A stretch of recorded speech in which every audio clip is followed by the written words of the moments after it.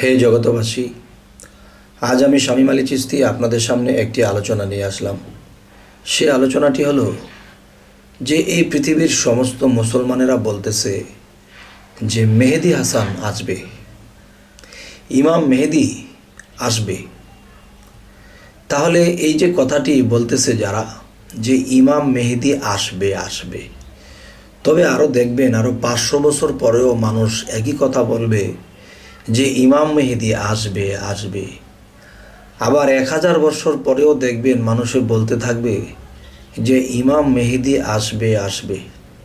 তবে এবার যদি আমি একটু হিন্দু শাস্ত্রের দিকে যাই, তখন তারাও একটা কথা বলতেছে যে কল্কি অবতার আসবে আসবে, একদিন কল্কি অবতার আসবে। 500 বছর না, 5000 বছর পরেও তারা বলবে যে কল্কি অবতার আসবে। আসলে কি বাবা, একটি কথা হলো, কিন্তু মুসলমানের মধ্যে বলে যাচ্ছে যে ইমাম মেহেদী আসবে, ইমাম মেহেদী আসবে। আরও 5000 বছর পরে একই কথা বলতেই থাকবে যে ইমাম মেহেদী আসবে। কিন্তু বাবা, যাদের চক্ষু আছে, যাদের সে জ্ঞান আছে, সে প্রত্যহ দেখতে পাচ্ছে যে ইমাম মেহেদী আসতেছে আবার যাইতেছে, ইমাম মেহেদী আসতেছে আবার যাইতেছে। আবার পূর্বেও সে এসে গিয়েছিল, আবার সে এখনও আসতেছে যাইতেছে, প্রকাশ নেই। কিন্তু এই ফাঁকে দিয়ে মুসলমান কি বলতেছে যে ইমাম মেহেদী একদিন আসবে। যারা চক্ষু আছে, যাদের দিব্য চক্ষু আছে, তারা দেখতেছে ইমাম মেহেদী আসছে যাচ্ছে, আসছে যাচ্ছে। কিন্তু চক্ষুহীন মানুষেরা আরও 5000 বছর পরেও বলবে ইমাম মেহেদী আসবে আসবে। এরকম হিন্দু শাস্ত্রের মধ্যে আমি যদি যাই, তারা বলতেছে যে সত্য তেতা দাফর কলি, কলিতে কলিতে কল্কি অবতার আসবে, কল্কি অবতার আসবে, এই আশায় তারা বসে আছে। আমি বলবো 10 লক্ষ বৎসর পরেও তারা একই কথা বলবে যে কল্কি অবতার আসবে। হে জগতবাসী, এই জগতবাসী বলার যে উদ্দেশ্য, যে হিন্দু বৌদ্ধ খ্রিস্টান সকলেই আমার কাছে সমান, সকলকেই আমি বলতেছি যে যে সেই কল্কি অবতার আসছে যাচ্ছে, আসছে যাচ্ছে। কিন্তু দিব্যচক্ষু যাদের আছে তারা কিন্তু দেখতে পাচ্ছে, কিন্তু তারা প্রকাশ করলে পাবলিকের লাঠিচটাও খেতে পারে, পাবলিকের অপমান অপদস্থ হতে পারে। এবং অলিয়া উলিয়াদের মধ্যে যারা সাধন সিদ্ধ লাভ করেছে, তারাও সেই দেখতে পাচ্ছে যে ইমাম মেহেদী আসছে যাচ্ছে, আসছে যাচ্ছে। কিন্তু হাসে যারা বলে যে ইমাম মেহেদী একদিন আসবে, কিন্তু তারা হাসে, কিন্তু বলতে পারে না যে বাবারে, যার কথা বলছো সে তো আসতেছে যাইতেছে, কিন্তু প্রকাশ নেই। তবে হে জগতবাসী, পৃথিবীর মানুষ এখন মধ্যজ্ঞানে আছে। মধ্যজ্ঞানে কীরকম দেখবেন, একটা কলসের মধ্যে যদি পানি থাকে আর সেটা যদি ভরা থাকে তাহলে চুপ থাকে, আর যদি একদম খালি থাকে তাহলে চুপ থাকে। কিন্তু পানিটা যদি অর্ধেক থাকে না, তো কাকে যখন নিয়ে একজন নারী লোক বা একজন মহিলা মানুষ যখন কাকের মধ্যে কলসটাকে নিয়ে হাঁটে, তখন সে যতই চেষ্টা করুক কিন্তু পানি কিন্তু জক্কর জক্কর করতেই থাকে। কেননা যে তার অর্ধেক পানি। আর যাদের অর্ধেক তারা চক্ষুমান নয়, এবং তারাই বলতেছে আসবে আসবে, একদিন ইমাম মেহেদী আসবে। হিন্দু শাস্ত্রে বলতেছে যে একদিন কল্কি অবতার আসবে। আর আমি বলবো কি বাবা, আসতেছে আসতেছে না, সে আসতেছে যাইতেছে, আসতেছে যাইতেছে। হে জগৎবাসী, জানি না আমার এই কথাগুলো আপনারা কে কোন মনে নেবেন। তবে এই পৃথিবীতে যত অবতার, এই পৃথিবীতে যত নবী ছিলেন, তারা কি মারা গেছেন? না বাবা, তাদের আত্মার কিন্তু মৃত্যু হয় নাই। তাদের আত্মা এখনও জীবিত, এখনও তারা দেখতে পাচ্ছে, শুনতে পাচ্ছে।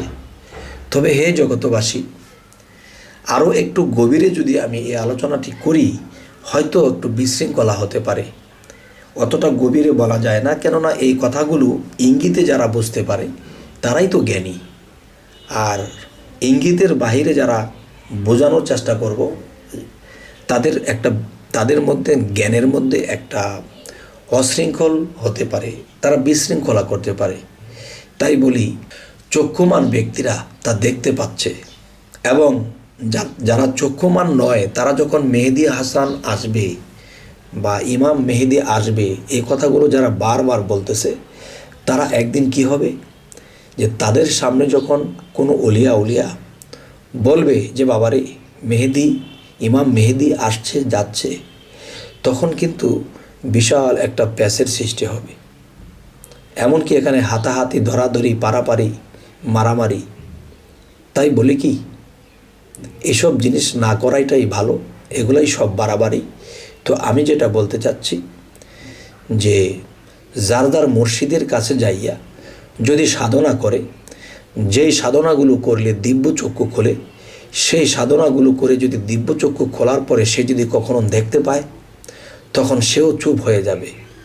কেননা যে একটা বিষয় হলো যে কিছু কিছু বিষয় কবিরা নীরব থাকে।